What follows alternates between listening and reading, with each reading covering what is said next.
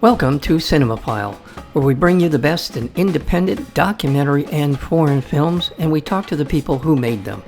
I'm your host, Mike Caspar, and you can find out more about the program by going to cinemophilepod.com. Award-winning documentary filmmaker Erik Nelson's Bullets and Blueberries explores the evolution of the Holocaust, beginning with the mass shootings by the German Army's Einsatzgruppen in Eastern Europe and Ukraine in 1941, crimes that culminated at Babi Yar, where over 30,000 men, women, and children were murdered in just 2 days. This Holocaust by bullets was so horrific that it led directly to the mechanized and impersonal killing that reached their peak beginning in the spring of 1944. And we're talking about Auschwitz and some of the other death camps.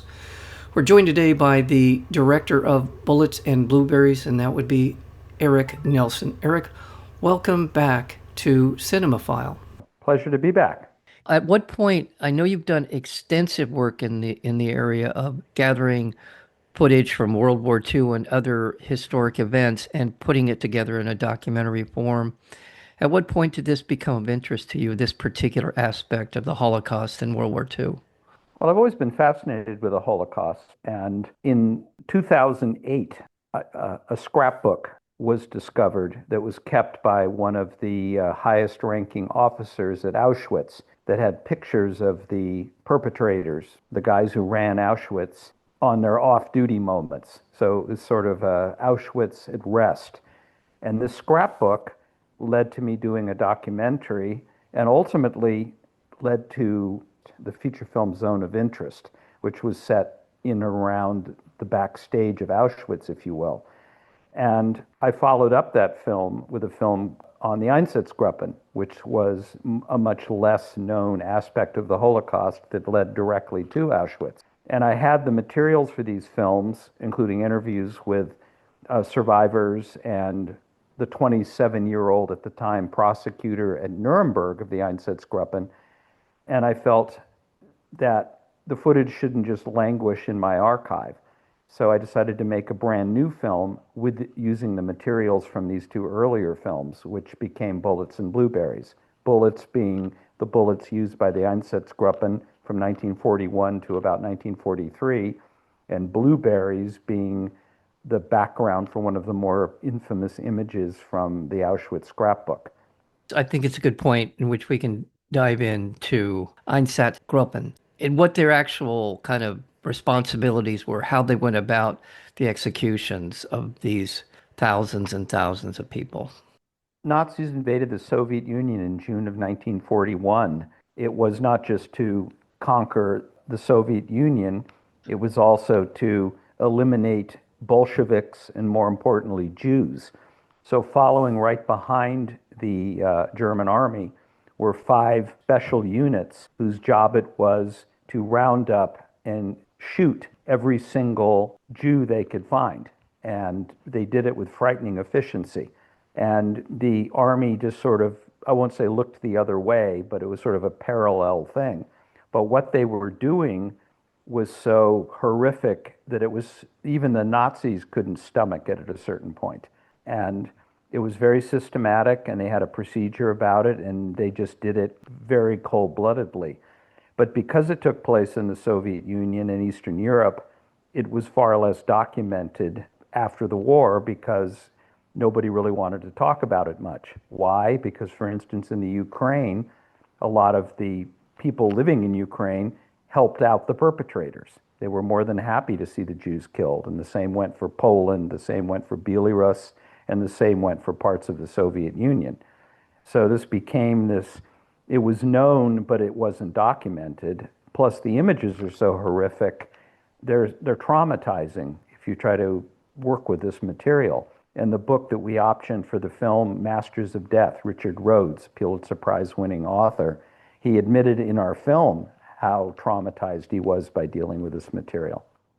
There's an aspect to that particular story that you're just telling I had not heard until very recently, that the death of the Jews in Hungary came later in the war. and that became sort of a frenetic pace by which they went into Hungary and killed the It, Jews. But let's give some context to that. Is well, that that's when Auschwitz became Auschwitz. Up until 1944, Hungary was an ally of the Hitler and the Nazis, but they hadn't, quote, taken it over yet. And in early 1944, they took it over. And the Jews, about 400,000 Jews who were living there, all of a sudden were subject to the Holocaust. So Auschwitz was already up and running, and they brought back Rudolf Haas, the star of Zone of Interest, by the way, the commandant, and they ran it 24/7. And in just a couple of months in the spring, May, June of 1944, close to 400,000 men, women, and children were gassed. It's when Auschwitz was operating its absolute peak efficiency and horrificness. And they pretty much systematically wiped out the entire population. And the thing that's frightening about this is how dedicated the Nazis were to their program. This is 1944. They're just finishing this up when D-Day happens. The handwriting was on the wall. The Nazis were going to lose the war, and they didn't care. And that's a very frightening postscript. But this was at the end of the war, and the Germans kept it up all the way till the final days of the war in May of 1945. I had heard that before, that literally they diverted resources Oh, away absolutely. from the fight to continue to do this. Absolutely. Absolutely. And one of the frightening things about this was just how dedicated they were to this and the stranglehold that Hitler had upon the Nazi state, that they could be infected and carry out his orders all the way to the very end. Frightening. I mean, there's so many different things we can say the same thing about that are so frightening beyond our ability to quite grasp and understand why and how and the motivations behind all of it. But it was that sense of, and it's in the film, the sense of these groups that were going around shooting these men that were part of the Einsatzgruppen were actually businesslike or very thorough, they were efficient. I don't know the They word of, they had a blueprint. Yeah, they just, they're Nazi efficiency, German efficiency. What we do in the film, because we're to talk about the film, is yeah. we basically do it very forensically in the film. We steer clear of what I call Holocaust porn. We don't use a lot of imagery because the Germans used to take souvenir pictures of what they were doing. Use this material very carefully because it violates the sanctity of the victims if you use them in a trivial fashion. It's very antiseptic. It's very cold. There's no narrator. It's a very chilly, remote way of making a film where the filmmaker kind of stays out of it, lets the material sort of speak for itself. It's a very delicate balance to do this. And I thought you did it very effectively. We spend time with, I'd say, a half a dozen people who are experts in this field and get their chilling accounts and a greater understanding. And there's some breaking news, if you will, for me anyway. And I know just enough to be dangerous in talking about this stuff, but the discovery of certain people at the camps, including Megalis. Did I say Well, that there right? was pictures. Mengele was well known, Megala, but yeah. when this Auschwitz scrapbook was discovered in 2007, exhumed and the United States Holocaust Memorial Museum got a hold of it, they realized when they started to leaf through it that there were pictures of the Nazis hanging out, the camp commandant, Hooker, the guy who owned the album, and Mengele's in the picture, which shows how high up in the hierarchy Josef Mengele was. And up till then, there were no pictures of Mengele at Auschwitz, none. So this was a huge discovery in Holocaust studies because he's always been kind of the boogeyman of the Holocaust and the boogeyman of Auschwitz, but there are no pictures of him there. Even though there is plenty of documentation. Well, he was there, yeah, Yeah, absolutely, yeah. but there was no pictures of him there. And this album, which was collected just because, they just like to document a day at the office. There's no images in the Auschwitz, the Hooker album, showing a single inmate, a single crematorium, a single image of any brutality.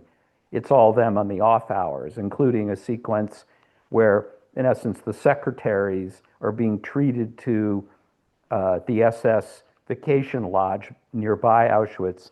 They're being treated to blueberries, where Hooker is handing out blueberries to the various secretaries. And Zone of Interest begins with the family of the commandant coming back from a blueberry expedition.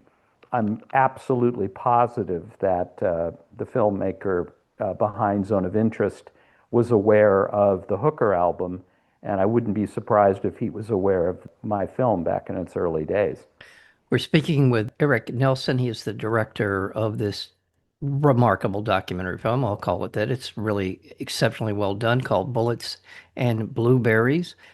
In terms of your journey, your research into what we see in the film, are there things that you were either unaware of or did not know the extent of that have surprised you, enlightened you? Is there something about Well, your be, research? well, because we go so deep into this photo album, which was new when we did the original work on it, that was obviously a revelation to us, which is why we made the film so quickly. So that was the entire Auschwitz album. That Cooker album is a revelation. And as far as the Einsatzgruppen, not particularly, because I knew the story. I'm not unfamiliar with it. But the idea that the Einsatzgruppen, what they were doing was so horrific that even the Nazis wanted to cover it up. Blobel, the guy Paul Blobel, who was the SS officer in charge of the Babi Yar massacre, was had a breakdown not too long after it, and then was sent on punishment detail in 1943, where he was sent back to dig up and exhume and then burn the massacre sites to dispose of the evidence. So the idea that even the Nazis knew what they were doing, this was too far for even them, and they recognized that they needed to cover it up, was a revelation. And the fact that Heinrich Himmler, the head of the SS, observed an Einsatzgruppen mass shooting and absolutely lost his shit, freaked out, was screaming, stop it, kill them all, kill them fast. He couldn't bear what he was watching. And that certainly had a lot of motivation for the setting up of Auschwitz, which actually wasn't a death camp. Auschwitz was a work camp that also had processed and was an extermination camp.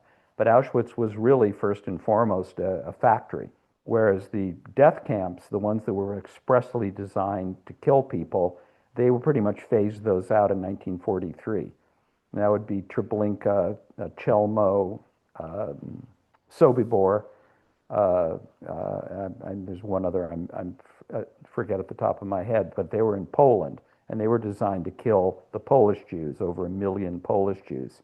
And they were eradicated before the war ended. There's no trace, hardly any trace of Sobibor left. Treblinka, they were just wiped out. And we covered in other films the archaeological digs in Sobibor.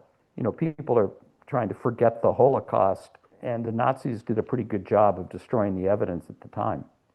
Well, throughout the film, there's a theme that this happened here, this happened, the Germans did this, and the Germans did that. The Nazis, maybe that's a better way to put it, the Nazis did this.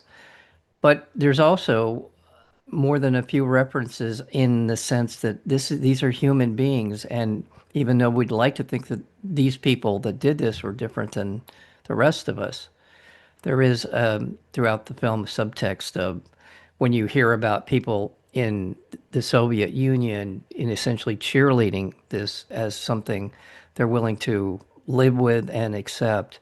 What do you take away from that? What are we learning these lessons? Are we Well, come to grips with it? I don't want to steer into the curve of modern day politics, but when you look at uh, how the Jews were demonized and marginalized and set up as the other, and blamed for whatever ills that existed in German society, and then were systematically removed and then killed.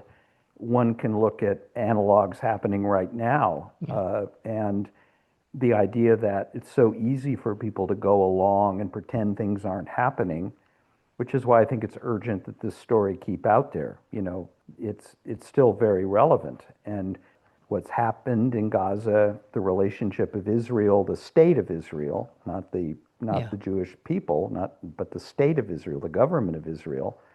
All of this, I mean, these are very interrelated issues, and I'm not on a soapbox preaching by telling the story, as I say, forensically, and just saying this happened, here's how it happened, here's who did it, and this is what they did when they weren't doing it in their off hours. I'm trying to have people sort of confront the material and process it in any way they want to. That's up to the viewer. It's not up to me to moralize. People want to see Bullets and Blueberries. Where can they go? Oh, the website, or is it Well, a no, thing? it's on. It's available on Apple and Amazon VOD. Okay. It's right away. It's on home video. Kino Lorber put it out. What I find interesting is it's not on streaming. No streamer would touch it, which I was disappointed in for all the reasons of relevance and compellingness that I thought was there. I'm disappointed that it's not more readily available. That might change, but it is available. And if you're ready to, it's a traumatic ride. This is a very tough film to take on board, but I think it's a necessary film to take on board. And just for the reason that you've been describing, and that is the presentation itself is not at all drawn towards kind of a hyping or overreaction to what happened. You're right. It's very scholarly, and of the half a dozen or so people that we see in the film throughout the film describing what's happening, all very measured and all very accurate and very precise in the way they describe what's happening. There are a couple of things in that inside the Holocaust Museum in DC, the faces up on the pictures in that tower. I'll Oh, call it. that was really the genesis of all these films was when I visited the Holocaust Museum. I was back in the early 90s. I was there, ironically, to meet with PBS, and I've always been interested in this subject, and the Holocaust Museum had recently opened, and I visited the museum, and it absolutely tore my head off. Just not just the material there, but how it was presented. And the Tower of Faces, when I walked in there and looked at the pictures, that pretty much transformed whatever my filmmaking. And just like you walk through a museum and you read a placard and you let absorb the details of what you're seeing, that was a guide to how I approach these documentaries. So if somebody said, watching this film, it's like going to an incredibly harrowing museum and walking through the exhibits and coming out the other end transformed, I would say guilty as charged. That was exactly my intention. And your films that I'm familiar with, you are a master at going back and pulling out from the archives of wherever you're finding these clips and these films. You're great at putting them together in this way. I go, as I mentioned when we got started, Apocalypse 45. Also, really one of my favorite documentaries from, was it last year? It came out 2024, Daytime Revolution. That was revelatory to me. I just, you do an excellent job of pulling together the material, presenting it in a way that is exceedingly accessible and relatable. So my hat's off to you as a No, filmmaker. thank you very much. And I'm glad to, that you've put the films together because Daytime Revolution, which is about John and Yoko taking over the Mike Douglas show in 1972, could not be more different than Bullets and Blueberries or even Apocalypse 45. But I have a reverence for the material Yeah. in the archive, and the goal is to showcase the material, but get out of the way. No narration. Just try to step back and let people absorb the material in their own pace without any me imposing a quote director's opinion on it or a point of view. You've been on the program a couple of times. Thank you for coming on and also for being here again. Your work with Werner Herzog over the years, how has that impacted you or you impacted him as Pretty a much both. film? It's a two-way street, Yeah. I think the films we did together, starting with Grizzly Man, Cave of Forgotten Dreams, Encounters at the End of the World, those were a real kind of breakthrough, I think, for him and reestablished him as the force of nature that he is. And hanging out with Werner Herzog gave me a sense of pacing and a crash course in feature filmmaking and slower pace and not pandering, which unfortunately television tends to do. Certainly, films, History Channel or Discovery Channel, both of whom I've worked for, that you have to be a little more exploitative, a little more. You got to sell what you're doing. With marinating in Herzog's vision, gave me I understood that you always don't have to take. You can let things slow down, let the material breathe. And Grizzly Man is a film based on archive. It was archive that I discovered, that Werner discovered that I had discovered it and wanted to make a film out of it. So it was an interesting collaboration between the two of us, the kinds of films we make. And I made a Gray State, which I have to say is probably my favorite of all my films, which I made in 2017, which was another Grizzly Man-like film about a guy who, obsessive amateur filmmaker, kind of a Alex Jones conspiracy culture disciple, who was making a movie about what he felt was the coming militarization of America, the country going south, and in the process lost his mind and killed himself, his wife, and his daughter, and left this treasure trove of footage behind him, which I crafted into a feature crime, call it true crime, but it's the only true crime film pretty much filmed by the murderer himself, who also composed the soundtrack and appears doing interviews. And Werner was the executive producer on it because he really liked the film. And it was kind of my version of Grizzly Man in a way, about a guy driven by obsession to self-destruct. Very cheery topic. If you take Grizzly Man, Gray State, and Bullets and Blueberries, it's not exactly the fun trilogy, but you can't always have fun. Well, I will tell you, and I was trying to, I thought you had been on for that film, and actually we did talk for a Gray State. We were on for that. Gray State, wow, that was a long time. You've been doing this a long time. Thank you for reminding me, because yes, I have thoroughly enjoyed that. He was a militia, yeah, the whole thing, the militia stuff, the guns. Thank you. And that came out, we finished filming the film the week that Trump was elected in 2016. So it was incredibly prescient about, where the country was going. Alex Jones is in it. David Crowley was definitely the harbinger of the QAnon movement. So when QAnon was gathering steam, I was well aware of QAnon because the people who were behind QAnon, the people who were in that world, hated my movie because they wanted to believe that David Crowley was killed by government agents to stop his truth from being spoken. And because I came out with a very different conclusion, i.e. the truth, I was castigated roundly.